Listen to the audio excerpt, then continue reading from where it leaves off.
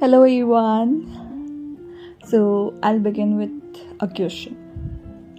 If you could go back, who would you meet? Well, I'm very confused about this particular question, but I actually know the answer of it from the POV of the characters of this book. So here we are. With a cup of coffee in one hand and a book with a very catchy name in another. And today we're gonna talk about Before the Coffee Gets Cold by Toshikazu Kawaguchi, and it's translated from Japanese by Geoffroy Troslot. I hope I'm pronouncing it right. So I'll rate this book as 4 stars. It's light read, easy read, but I really like the stories. The concept is very simple. It's an interesting time traveling type of concept, so I enjoyed it thoroughly.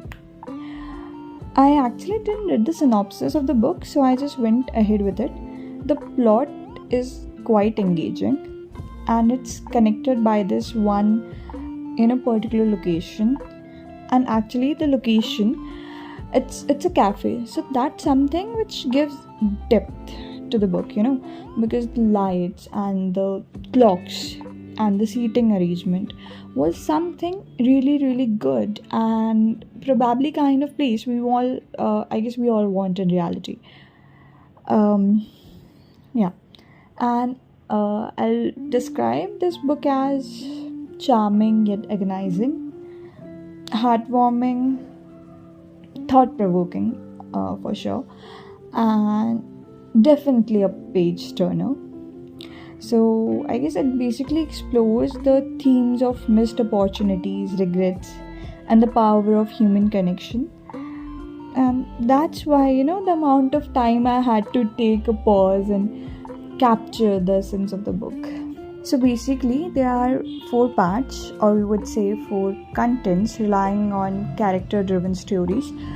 First one is about the lovers. It explores the concept of breakup, and it talks about going back into time. Then the second part is something about, I guess, husband and wife. Yeah, so one of them is suffering from Alzheimer. I won't give the spoiler, so that's gonna be bad.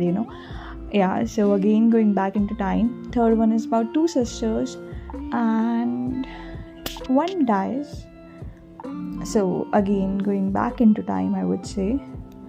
And the fourth one, it's a twist because it's about going into future. It's about a mother and a child, so I won't give the spoilers. But yeah, it's good. The first part is amazing. It's gonna be interesting. Well, the whole book is interesting, yet second part is also gonna be good, half of it.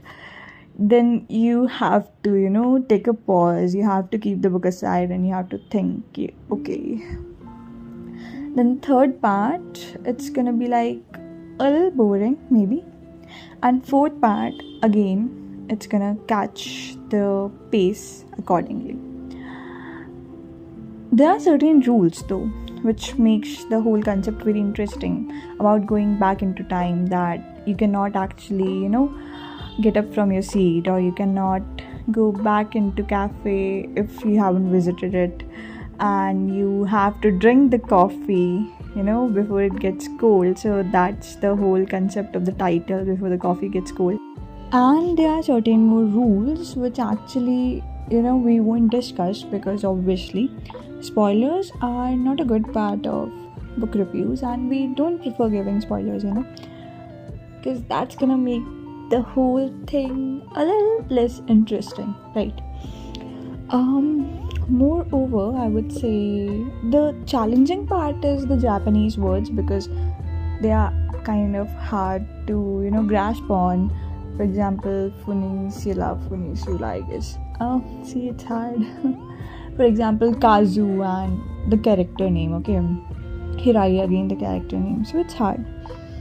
And, well, the most interesting part, I guess, is the coffee, the way they have described the coffee, the freshly brewed coffee, or uh, the process of making coffee, it's literally catchy and interesting and engaging.